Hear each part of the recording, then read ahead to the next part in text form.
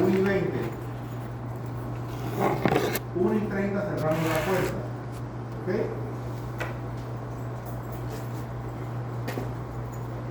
No pasé lista. Voy rapidito. Susan Aguilar. Yaelin Araújo. Diana Ayala. Presente. Juan Ayala. Presente. ¿Un hermano? Sí. Primero. Sí. Da igual que otro grupo de física. Stephanie Ayarza. Presente. Isabela Barragán. Presente. Bien. Kathleen Batista. Presente.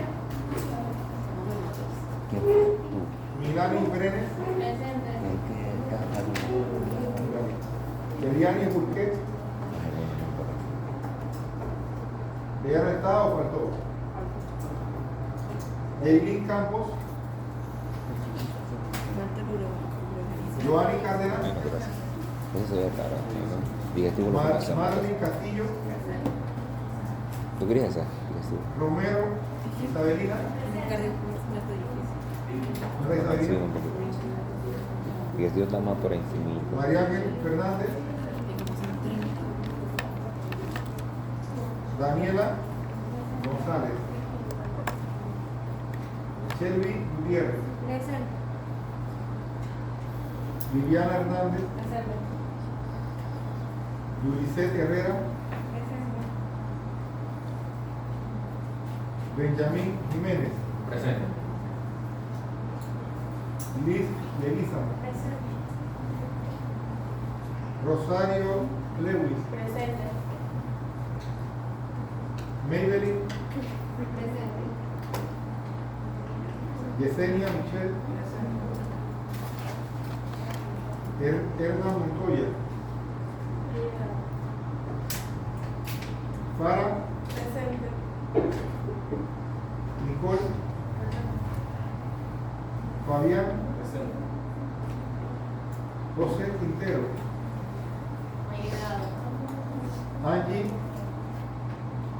Angie Rodenizer. Laila Ríos. Presente. ¿Está Laila? Milciades. Presente. Yanis Rodríguez. Muy bien. Kimberly Rodríguez. Elizabeth Rodríguez. Presente. Ana Samoya. Samayoa. Kenier Samuel.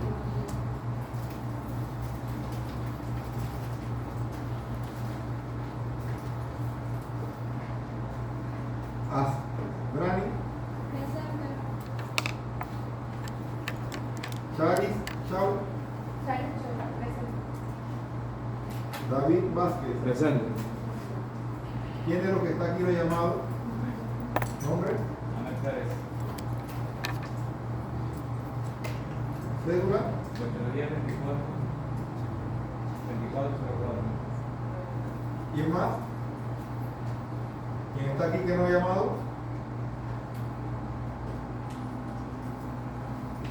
Hay que pasar, hay un tema de matrícula allí, ¿no? Tienen que tratar de solucionar eso antes de que termine el semestre. Ok. Si son 43, hacen falta 4 estudiantes que no están aquí en la lista. ¿Qué les digo con la lista de asistencia? Esta lista la lleva Milani. Yo no doy puntos por asistencia, ya ustedes están adultos para eso, pero sí, cuando Milani me entrega a mí la lista y alguien tiene más de 4 ausencias, se queda sin nota. Se queda sin nota en el semestre, así que evítense el problema. Yo no estoy para estar molestando a nadie aquí. Al contrario, tratar de enseñarle lo poquito que sé. ¿Okay? Pero sí el tema de la asistencia ya lo va a llevar, y cuando yo revise y alguien esté faltando, me faltaron como 4 o 5, no sé ahí. Cuando yo revise y faltaron 4, se quedaron sin nota. La próxima clase se la traes aparte para que todos firmen y le pones arriba por fecha, ¿no? Para que vayan, porque vamos viendo eso. Ok, seguimos. Entonces las células germinales primordiales, esas células aparecen desde la segunda semana a partir de una estructura que se llama epiblasto. Eso yo después se lo explico con calma qué es lo que es el epiblasto. Pero tienen que saber que esas células germinales aparecen desde la etapa prenatal y son las que van a dar origen a los gametos. ¿Cuáles son los gametos masculinos? El gameto masculino es el espermatozoide. ¿Y el gameto femenino? El óvulo. La gónada sexual masculina, el ciclo. Y la gónada sexual femenina, el ovario.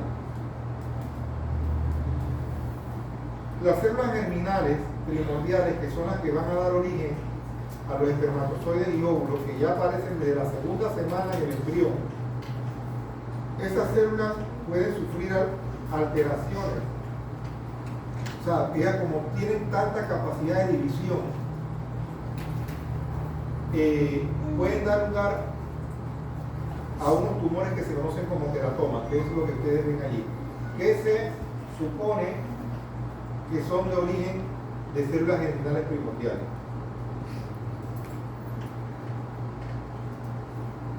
Nuestras células de nuestro organismo tienen 46 cromosomas, pero en las células, en las gónadas, en los gametos, tenemos 23, porque cuando se une el espermatozoide con el óvulo, 23 más 23 da un cigoto de 46, ¿cierto? El hombre tiene 46 cromosomas, la mujer también, pero el hombre tiene, en cromosoma sexual, tiene una X y una Y, y la mujer tiene XX. Del cromosoma, los cromosomas se clasifican por número, hay del 1 al 22, y siempre van a estar en pares, porque uno es heredado del papá y el otro es heredado del papá. Uno hereda un cromosoma uno del padre y otro cromosoma uno de la madre. Un cromosoma del padre, un cromosoma. Al final los cromosomas autosómicos suman 44, o sea, 22 homólogos. Y más los cromosomas sexuales, bueno, ahí dice 23 homólogos porque el cromosoma X también en la mujer viene siendo homólogo. Al final son 46 cromosomas. Nosotros somos organismos diploides, es decir que tenemos 46 cromosomas. N es igual a 23, es haploide, N solo es haploide, 2N diploide. O sea que cuando se fusionan óvulos de 23 con espermatozoide de 23, da un organismo diploide. ¿Clarito ahí? La mitosis, ya ustedes la conocen, es un proceso mediante el cual las células de nuestro cuerpo se dividen. Y esa capacidad que tienen las células tiene una función. Ellas tienen que dividirse para dar origen a células hijas. Y la característica de la mitosis es que la célula que tiene 46 cromosomas, que inició la división, va a dar origen a dos células hijas con 46 cromosomas. ¿Okay? Y ya ustedes saben que para que se dé la mitosis, la célula tiene que pasar por varias fases: profase, metafase, anafase, telofase. Y cada una de estas fases se caracteriza por un rearreglo de cromosomas, donde la profase saben que la cromatina se condensa, en metafase los cromosomas se alinean en el medio, en la anafase ya se van yendo hacia los extremos por la función de los microtúbulos, y ya en la telofase ellos se van a los extremos y ya se divide la célula al final, queda cada célula con 46. Pero hay una cosa importante, yo digo, pero ¿cómo una célula que tiene 46 va a dar origen a dos de 46? ¿No se preguntan eso? Recuerden que en el ciclo celular, antes de llegar a la mitosis, hay una fase que se llama fase S, que es la fase de síntesis o duplicación. Y eso es lo que prepara a los cromosomas a entrar en mitosis, que al final queden dos células con 46, porque el cromosoma entra duplicado. ¿Ok? Eso es importante. La meiosis es un proceso por el cual las células se dividen también, pero la meiosis no ocurre en las células somáticas así, eso ocurre en las gónadas. En los ovarios y en los testículos ocurre la meiosis. La meiosis en el hombre se llama espermatogénesis y la meiosis en la mujer se llama ovogénesis. Aló. Segundo clase.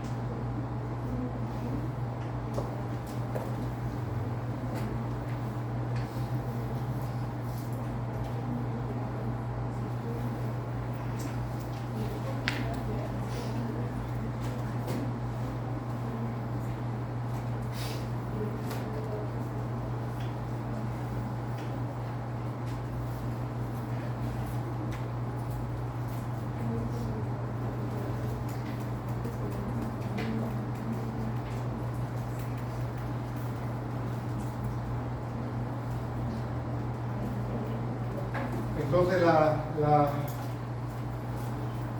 la izquierda el rosado es como si estuviese en un ovario. Imagínense que esas células están dentro del ovario y ahí va a ocurrir lo que es la ovogénesis, la formación de los óvulos, ¿cierto?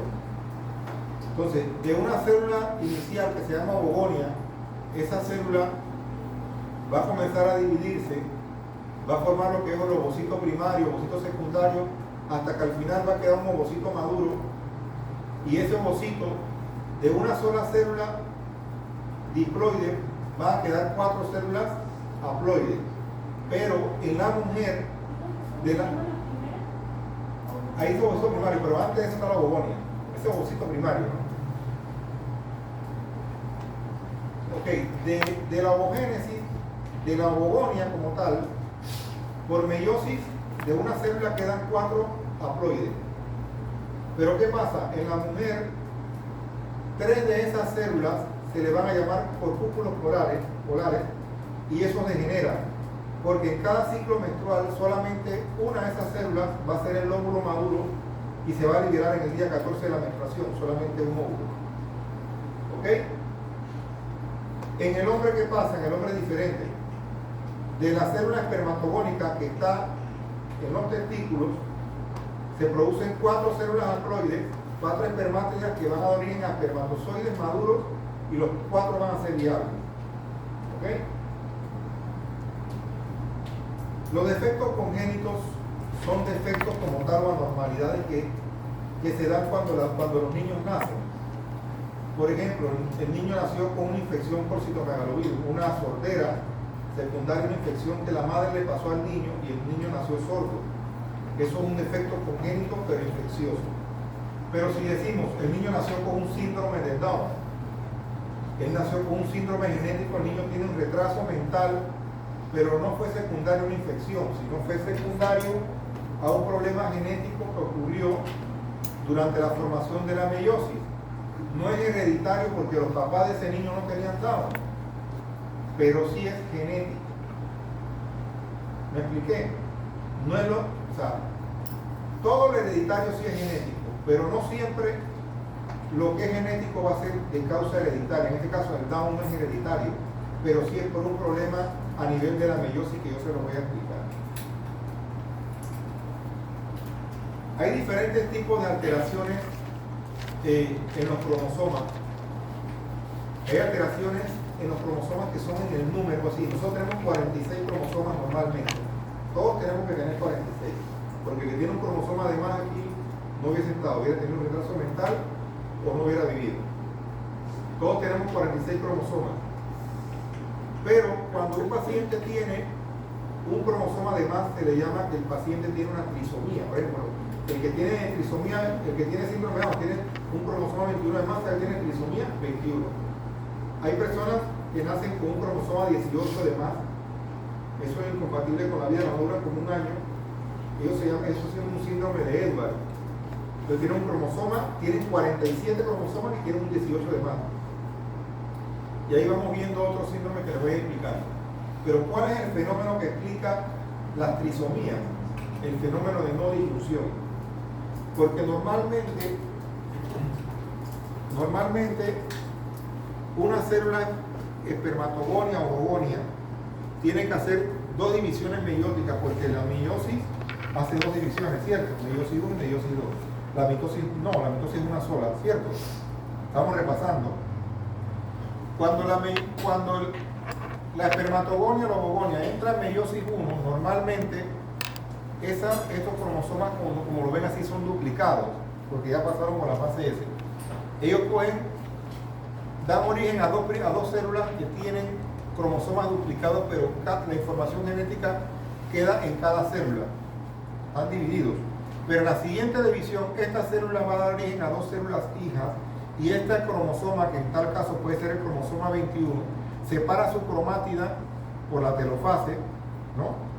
En telofase ya se separan, y esta célula da origen a dos células hijas, pero con el número de cromosomas número 23, con 23 cromosomas, ¿cierto?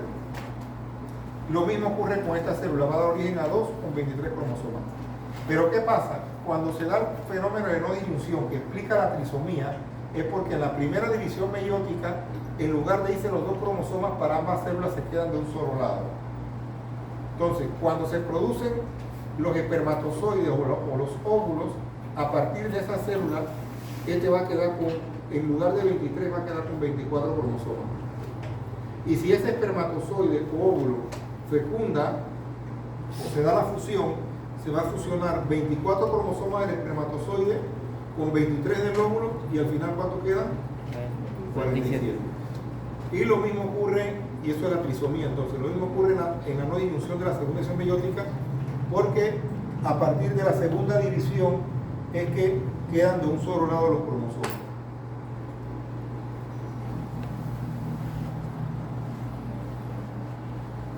Eso que ven ahí es un cariotipo, chicos. El cariotipo es la representación gráfica de los cromosomas. Eso es citogenética, eso se estudia. Ahí podemos ver que los cromosomas tienen diferentes números del 1 al 22, y a la derecha abajo hay un cromosoma X, y en Y no hay nada porque en ese caso es una niña, tiene 2X. Si se dan cuenta, donde está el cromosoma 21, hay un cromosoma 21 de más, o sea que ese cariotipo es de una niña que tiene 47 cromosomas, XX más 21, o sea, tiene un 21 de más, una trisomía. ¿Okay? Los cromosomas se identifican por el tamaño. Hay algo que se llama centrómero. Repito rapidito nada más. Estos se identifican por grupo también. 1, 2 y 3 son del grupo A. El cromosoma 1 es el más grande. El centrómero es una estructura que divide los dos brazos del cromosoma. No sé si lo logran ver. Acá arriba hay un brazo y acá abajo hay otro brazo. Este es el centrómero, brazo corto, brazo largo. Y él tiene bandas, ¿no? Por la tinción, que es la tinción que se utilizó para eso. Y se identifican por el tamaño y por la posición de las bandas y por posición del centrómero. Solamente para que sepan. Aparte de los cromosomas, pueden tener alteraciones en el número, o sea, en este caso una trisomía. Pero puede darse que haya 3-1, 3-2, 3-3, 3-4, 3-5. Eso causa el aborto. Esos niños se pierden. Se pierden. Y eso se le llama, si son 3 de cada uno, se le llama triploidía. Si son 4 de cada uno, se llama tetraploidía. ¿Ok? O sea que el número se multiplica, el número n se multiplica por 3 si es triploidía, por 4 si es tetraploidía. Los cromosomas también pueden tener alteración en la estructura, o sea, normalmente tú ves el cromosoma así, pero hay síndromes genéticos donde le hace falta un pedazo del cromosoma. Si se pierde un pedazo se llama delección. Hay veces que se traslocan, o sea, que una parte del cromosoma pasa para el otro cromosoma y ahí se traslocan. Se llama traslocaciones. Hay veces que ellos se invierten. Eso se llaman alteraciones en la estructura. O sea que si le preguntan cuáles son las alteraciones de los cromosomas, alteraciones en el número y en la estructura. ¿Ok? De las alteraciones en el número están las trisomías, monosomías. O las alteraciones en el número son aneuploidías y poliploidías. Dentro de las aneuploidías están trisomías y monosomías. Y dentro de las poliploidías están las triploidías, tetraploidías. O sea, repitiendo, las alteraciones de los cromosomas se dividen en numéricas, estructurales. Dentro de las alteraciones numéricas están las aneuploidías y las poliploidías. Aneuploidías y poliploidías. Dentro de las aneuploidías están las trisomías, las monosomías, y dentro de las poliploidías están las tetraploidías, triploidías.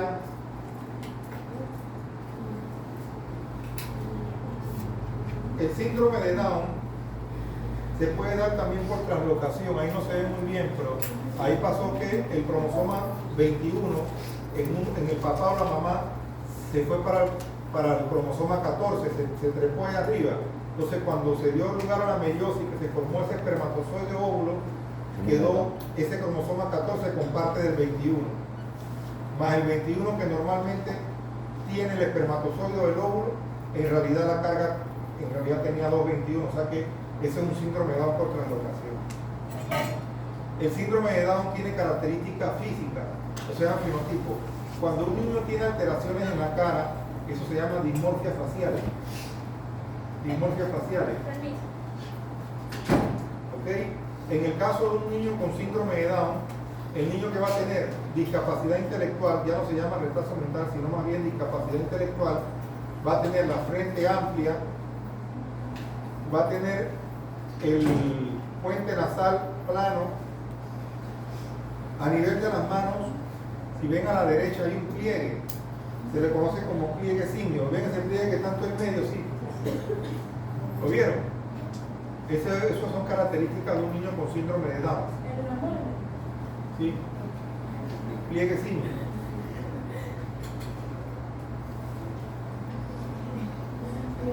Otro síndrome genético es el síndrome de Edwards, que es la trisomía del cromosoma 18. Estos niños también no viven más de 1 año de vida, tienen discapacidad intelectual, problemas cardíacos, alteraciones a nivel de los pabellones auriculares, micrognatia. El síndrome de Patot, que es la trisomía del cromosoma 13, también discapacidad intelectual, o los prosencefalios, o sea que tienen los ventrículos, los hemisferios cerebrales fusionados. Por los prosencefalios. Una pregunta, durante el embarazo, ¿cómo uno puede tratar si tiene un síndrome? Claro que lo puedes detectar. Hay pruebas que no son invasivas y pruebas invasivas. Eso se llama diagnóstico prenatal. Por ejemplo, si tú a las mujeres embarazadas tienen que hacerle unas pruebas bioquímicas que se llaman tamizaje materno del primer y segundo trimestre. No sé si han escuchado sobre eso. Esas son pruebas que se le hacen en sangre a la paciente embarazada, que tú le medimos unas hormonas, alfa-fetoproteína, beta-HCG, estriol. Y esas hormonas tienen que tener unos valores normales en la sangre de la mujer embarazada. Si esa paciente embarazada tiene las hormonas alteradas, esa prueba en el laboratorio te da un indicio, una probabilidad de riesgo de que puede venir con una alteración genética de eso. Aparte de eso, y también se da con el alfafeto defecto del tubo neural, que es otra cosa, pero también un defecto genético. Aparte de eso, esa paciente, si el tamizaje bioquímico le sale alterado, tiene que hacer un ultrasonido. Entonces, en un ultrasonido, tú te das cuenta si en un ultrasonido, de buena 3D por lo menos, estructural, te das cuenta de las malformaciones que puede tener el niño. O sea, y hay marcadores, eso se llama marcadores ecográficos. Por ejemplo, el síndrome de Down, los niños con síndrome de Down, como ellos tienen esto que no se les desarrolla el hueso nasal, ellos tienen estos planos y se les va, eso es un marcador del síndrome de Down ecográfico. También hay algo que se llama translucencia nucal, aquí en la nuca. Nosotros tenemos un espacio aquí normal, pero en el paciente con síndrome de Down eso lo tienen aumentado. Entonces tú vas viendo todo eso y al final Eso es una clase que yo que se llama diagnóstico prenatal, eso es una clase de libro. Al final, tienen que hacer expulsión del líquido amniótico, buscar el útero, funcionarlo de la paciente embarazada y sacar el líquido amniótico para estudiar las células del bebé, para confirmar de que viene el 321 y hacer el cariotipo, que fue el que vimos acá. Con las células del líquido amniótico confirman entonces y haces el cariotipo. Después hablamos con calma de eso. El síndrome de Klinefelter. El síndrome de Klinefelter son hombres que tienen una X de más. Normalmente tenemos una X y una Y, pero el síndrome de Klinefelter tiene 47 cromosomas y una X de más. Esos pacientes tienen ginecomastia, que es el agrandamiento de los senos, tienen testículos firmes y pequeños, tienen fragilidad en los huesos, son infértiles, ¿no? Tienen problemas de apetito, tienen talla alta también. Eso se da cuenta más que nada porque va creciendo y son muy altos. Son altos y tienen diferentes discapacidades intelectuales. Entonces hay una serie de características físicas que tienen esos pacientes pero sí son altos y delgados. Síndrome de Turner es la monosomía más frecuente, es una neoploidía, o sea, esos pacientes son mujeres que no tienen un cromosoma X, o sea, en lugar de tener 46 cromosomas tienen 45 y una sola X.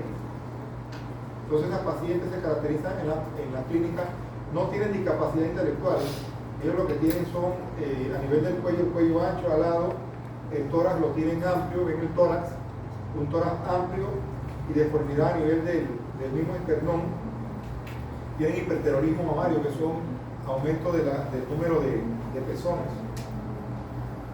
Ya les dije que los cromosomas pueden tener alteraciones estructurales. Una de esas es el síndrome de Prader-Willi, donde los pacientes en el cromosoma 15 tienen una delección, una pérdida, un fragmento del cromosoma 15 y dan ese fenotipo. Pero esa pérdida del fragmento es heredada si viene del espermatozoide, da ese síndrome. Pero si la delección viene del óvulo de la madre, da origen al síndrome de Engelmann. Es la misma región, pero por ser heredada de padre o madre, las características clínicas son diferentes. El síndrome de Fragile X es el síndrome genético hereditario, es la primera causa de retraso mental o discapacidad intelectual hereditaria. Es decir, que si usted ve a un niño con esas características, frente prominente, orejas grandes, retraso mental, se le hace la prueba y tiene mutación en ese gen FMR1, que es el que da, que es el causante de esto, una mutación genética, eso lo heredó del papá, ese sí es heredado. ¿Vieron la diferencia? Si usted le hace la prueba al papá, el papá tiene lo mismo que él. Lo van a ver que está frentón y orejón también tiene discapacidad. Pero el síndrome, me adelanto un poco, a veces tiene impronta, quiere decir que puede ser que el papá no esté tan marcado como el hijo, a veces el hijo es más afectado. No hay impronta genética. Esto que ven aquí es una prueba de laboratorio que se llama FISH, hibridación in situ fluorescente, y es una prueba que nos ayuda a detectar aneuploidías cromosómicas. Ya ustedes saben que son las aneuploidías, diferentes en el número. Por ejemplo, el núcleo que ven acá, estos son núcleos de células. Esto también, eso es una imagen que se ve a microscopio de fluorescencia. Si estuviéramos viendo una lámina de un microscopio de fluorescencia, entonces son células de un individuo que le marcaron con rojo los cromosomas 21 y con verde los cromosomas 13. Ya ustedes pueden sacar diagnóstico aquí. Si tiene 3 puntos de 21, entonces tiene una trisomía 22. Entonces, la técnica de FISH nos permite detectar aneuploidías. En interfase, como ven aquí, el núcleo que está en interfase y un núcleo que está en metafase allá. También se pasa en metafase. Ok, vamos entonces a profundizar en ovogénesis. La ovogénesis inicia en las mujeres, o sea, se da en las mujeres, pero a diferencia del hombre, la meiosis, la formación de los gametos en las mujeres, inicia desde la etapa embrionaria, de la etapa prenatal. En nosotros no. La espermatogénesis ocurre cuando nos desarrollamos en la pubertad. Eso es muy importante que lo sepan. ¿Y a partir de qué mes comienzan a desarrollar esas células germinales? A partir del 5.º mes de desarrollo. Y hay alrededor de 7 millones de células germinales. ¿Ok? Acuérdense que las células germinales están en el ovario y ellas van a ir cambiando de nombre. Ellas comienzan como célula germinal primordial, después la célula se divide por división de mitosis, no meiosis, mitosis, forma la ovogonia y ella entonces, la ovogonia, entra en primera división meiótica y forma el ovocito primario. Otra cosa importante, recuerden esa primera división que se llama ovocito primario en profase, en la primera profase, porque ahí es donde quedan las células en el periodo embrionario de la mujer. Ellas todas comenzaron la maduración, pero nada más llegan hasta allí, hasta la primera división meiótica, profase 1. Porque las mujeres completan la división meiótica cuando llegan al ciclo menstrual. ¿Me siguen? Todos los óvulos, los 7 millones de óvulos que están en los ovarios de las niñas, ellos no han madurado por completo, sí se formaron, pero están en profase de la primera división. Ellos terminan de madurar ya cuando llegan a la pubertad. Estos que ven ahí son unos cortes de tejido ovárico con diferentes meses de gestación, 4º mes, 7º mes y recién nacido. Y se dan cuenta pues allí las células que aparecen en cada mes. Por ejemplo, en el 4º mes de vida del periodo embrionario, bueno, 4º mes ya estamos hablando del periodo fetal, como tal, feto. Hay ovogonias, ovocitos primarios, el ovocito parece que sale la ovogonia, o sea, ya hay células en división. En el 7º mes, ya todo lo que hay es ovocito primario, ya casi no hay ovogonia. Y ya en la recién nacida hay puro ovocito primario en profase. ¿Lo vieron?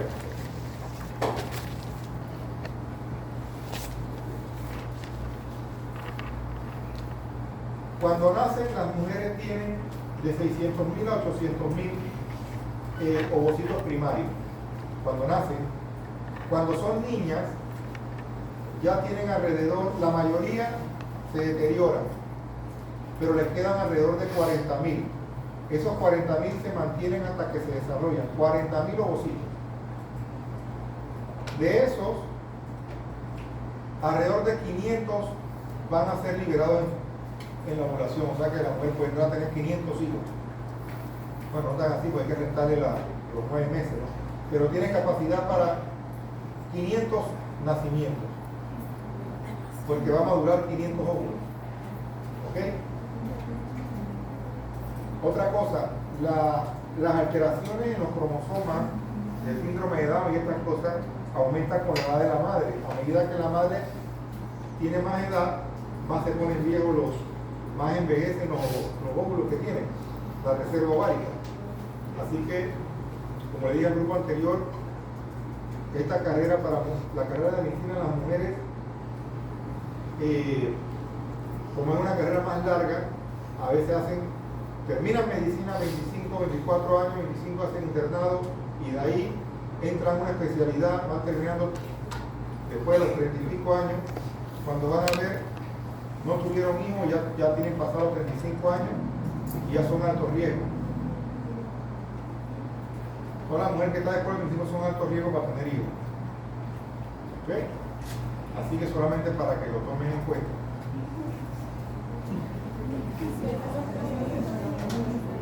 Ok, todos los meses,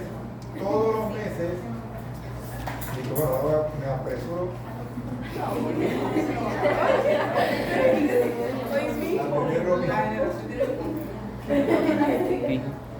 Bueno, todos los meses, recuerden que eso se da en los, seguimos con las mujeres acá en los ovocitos.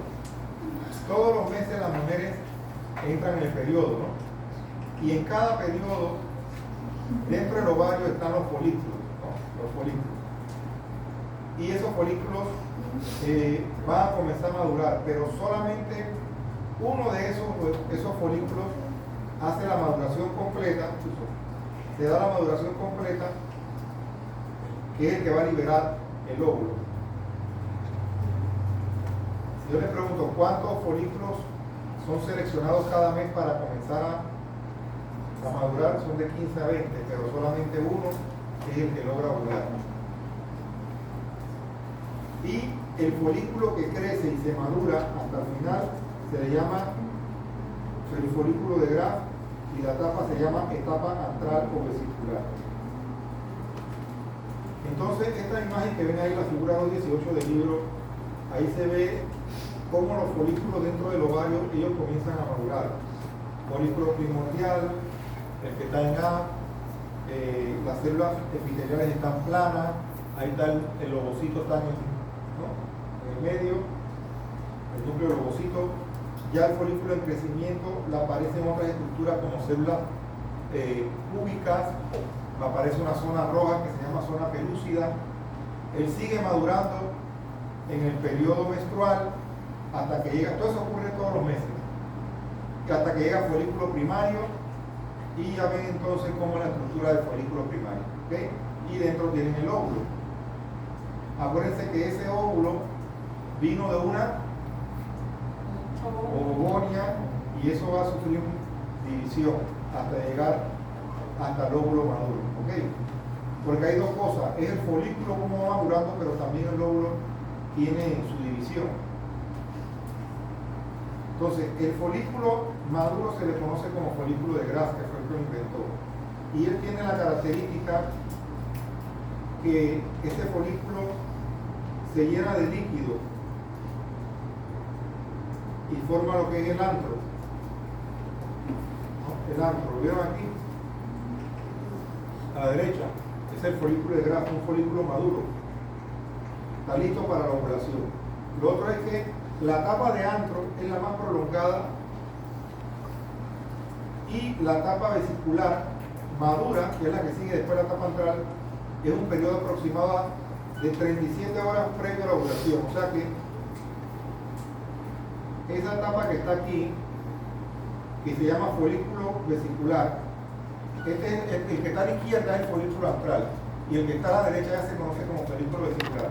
Ya ese folículo en esa fase ya demora 37 horas antes de que se suelte el óvulo que está allá abajito. ¿Lo vieron? O sea, todo eso está sincronizado cada mes, bien sincronizado. Hay otra cosa, hay una hormona que es importante en la maduración de los folículos, que se llama la hormona folicular estimulante, y hay otra hormona que se llama la hormona luteinizante, que ayuda a la maduración y el crecimiento de la fase preovulatoria.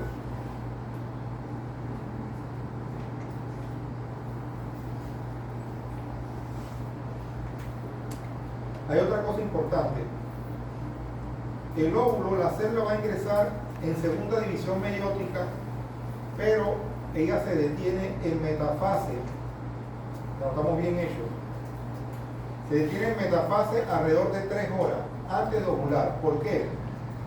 Porque en metafase es la fase que tiene el óvulo para recibir el espermatozoide.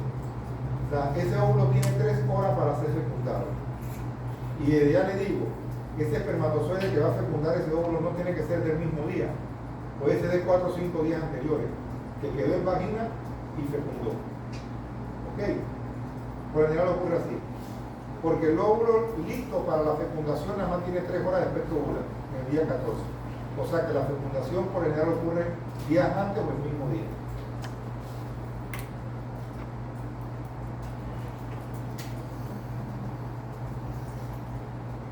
Entonces, esto ya sí es el mismo óvulo, ¿no es el mismo óvulo?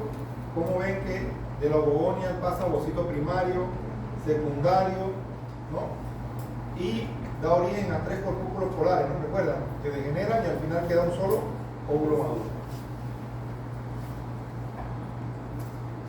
La espermatogénesis ocurre en el hombre, ya se lo expliqué, que es un proceso mediante el cual se forman los espermatozoides y eso ocurre en la pubertad. Hay 2 estructuras importantes, una son los cordones sexuales de los testículos, porque las células germinales del embrión masculino se reconocen por cordones sexuales de los testículos. Y hay unas células de soporte, y las células de soporte en el tejido testicular se llaman células de Sertoli. Son células de sostén, células de Sertoli. Así que esto que ven aquí, un corte transversal de un cordón sexual del neonato a un sexo masculino, donde se pueden identificar las células germinales primordiales, lo ven ahí las células de Sertoli y todo lo que hay en el testículo de un embrión.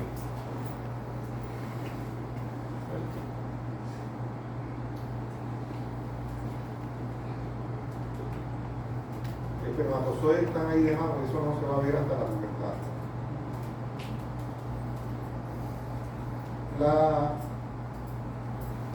En la espermatogénesis aparecen varias estructuras. Espermatogonias tipo A, después vienen espermatogonias tipo B, espermátidas tardías, espermátidas tempranas y después los espermatozoides. Bueno, primero vienen las espermátidas tempranas y después las tardías. Espermatogonias A, después vienen las B, espermátidas tempranas y espermátidas tardías y después los espermatozoides. Y aquí vean cómo se van dividiendo esas espermatogonias tipo A, tipo B, espermatocito primario, secundario, espermátida. La espermatogénesis está regulada por la LH también, la hormona luteinizante. Y al igual que acá la ovogénesis, recuerdan que también estaba la LH. Y acá también participa la LH, estimula la síntesis de testosterona. La LH se une al receptor de las células de Leydig, según examen, y estimula la síntesis de testosterona al testículo. La LH, el hormona luteinizante, se une a las células de Leydig y estimula la síntesis de testosterona. Y la hormona FSH también es esencial, puesto que es su unión a las células de Sertoli y estimula la producción de fluido testicular y la síntesis de receptores androgénicos. La espermiogénesis es un proceso por el cual el espermatozoide se adapta o madura como tal y tiene 4 fases. La espermiogénesis tiene la formación del acrosoma, condensación del núcleo, formación del cuello, cola y eliminación de la mayor parte del citoplasma. Una persona diariamente puede producir alrededor de 300 millones de espermatozoides contra un óvulo.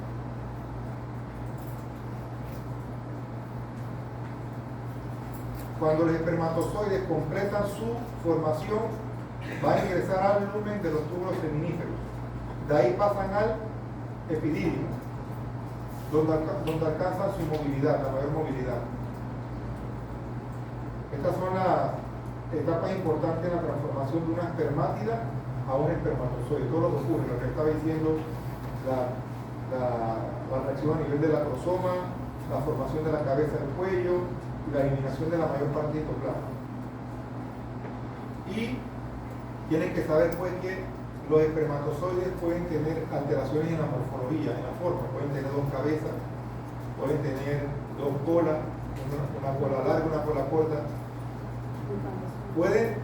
Una persona normalmente puede tener gametos anormales, pero en poca porcentaje. Por eso que un paciente que tenga infertilidad, una mujer que no pueda quedar embarazada, no solamente se estudia a la mujer, hay que estudiar al hombre también, hacer un espermograma a ver qué tantos espermatozoides anormales tienen o la cantidad y la concentración de espermatozoides, porque puede ser que no tenga un conteo suficiente. ¿Ok? Así que se estudian a los dos. Ok.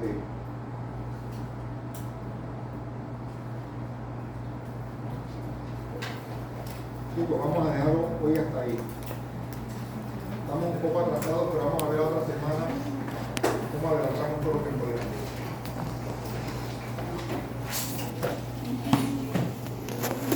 Siempre le pausa. Párale, entonces.